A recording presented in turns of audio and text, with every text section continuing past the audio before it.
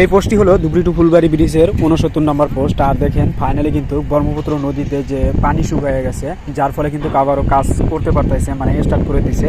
দেখুন কীভাবে তারা কাজ করতেছে আবারও ব্রহ্মপুত্র নদীতে যেগুলো পোস্ট আছে সেই পোস্টগুলোর আসলে কিভাবে তারা কাজ করতেছে আবারও, এবং কি রাস্তাটি যে গত বছর বানাইছিল, তো যেভাবে বানাইছিল ওইভাবে করে কিন্তু এবছর বানাইছে, অলরেডি হয়ে গেছে।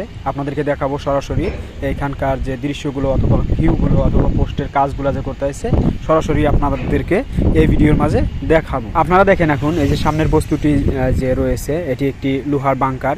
তো এই বাংকারটি কিন্তু এই পোস্টের উপরে নিবে, এবং কি এই যে বাংকারটি যে আছে, তো এটিকে কিন্তু এই ক্রেন গাড়ির সাথে অলরেডি ফিটিং করে দিছে, মানে বেঁধে দিয়েছে। এখন কিন্তু উপরকার দিকে উঠাইতেছে, মানে এইখান থেকে নিয়ে পোস্টের সাথে লাগাইবে বা অথবা ফিটিং করবে। আপনাদেরকে দেখাবো সেই বস্তুটি আসলে কি জন্য এই বস্তুটি নিয়ে যাইতেছে। আপনাদেরকে বলি, এই ভাঙ্গারটি যে আছে, এই ভাঙ্গারটি নেওয়ার কারণ আছে, মানে যে ব্রিজের যে পার্টসগুলো, মেন যে সিগমেন্টের পার্টসগুলো যে বসাইতেছে, তো সেই পার্টসগুলো বসানোর জন্য ব্রিজের পোস্টের উপরে একটি ব্রিজ সিস্টেমের আর কি পার্টস সিস্টেমের একটি বস্তু বানানো হয়। এরকম করে প্রথমে বাংকার সাজাইয়া তারপরে ওইখানে এলএনডি ঢালাই করা হয়, এবং কি তারপরে কিন্তু ওইখান থেকে দুনো পার্টস দিয়ে, মানে দু সাইড দিয়ে কিন্তু সিগমেন্ট অথবা পার্টসগুলো ফিটিং করতে পারে। তো সেরকম লেভেলেরই কাজ করতেছে এই যে দেখেন এই পোস্টেও। তো দেখেন বাংকারগুলো দেখেন সাজাইতেছে প্রথমে, বা এইখানে ফিটিং করতেছে এই পোস্টের সাথে।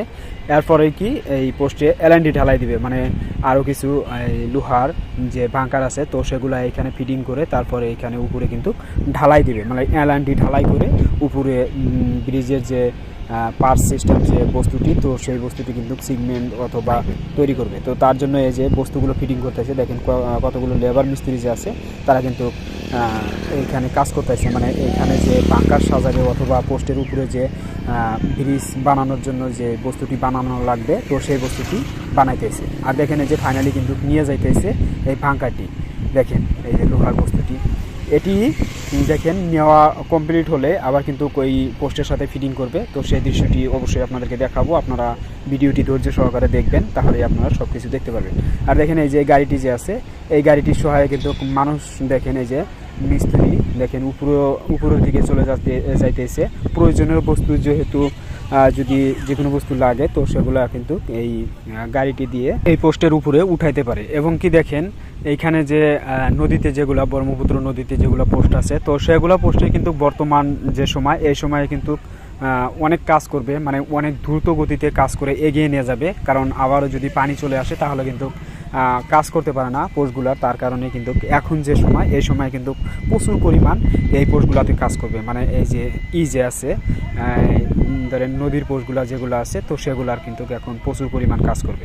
তো আপনাদেরকে সরাসরি দেখাবো নদীর যেগুলো পোস্ট আছে, মানে যে ব্রহ্মপুত্র নদীতে মেন নদীতে যে পোস্টগুলো আছে 81, 82, 83, 84 নাম্বার পোস্ট যেগুলো আছে, তো সেগুলোকেও আপনাদেরকে ভিডিওর মাঝে দেখানোর জন্য চেষ্টা করব, মানে অন্য একটি ভিডিওতে। এই ভিডিওতে দেখালে অনেক লং হয়ে যাবে মানে ভিডিওটি, পরবর্তী আরেকটি নতুন নেক্সট ভিডিও আসবে, তো সেই ভিডিওর মাঝে আপনাদেরকে দেখাবো যে আসলে ব্রহ্মপুত্র নদীতেও কি কাজ করতেছে কি না, এবং কি দেখেন কীভাবে তারা ব্রহ্মপুত্র নদীতে কাজ করতেছে এবং রাস্তাঘাট কীভাবে বানাইছে, তো সেগুলো আপনাদেরকে অন্য একটি পরবর্তী ভিডিওতে দেখানো হবে। তো এই ভিডিওটি এই পর্যন্তই, দেখা হচ্ছে আর একটি নেক্সট নতুন ব্লগ ভিডিওতে।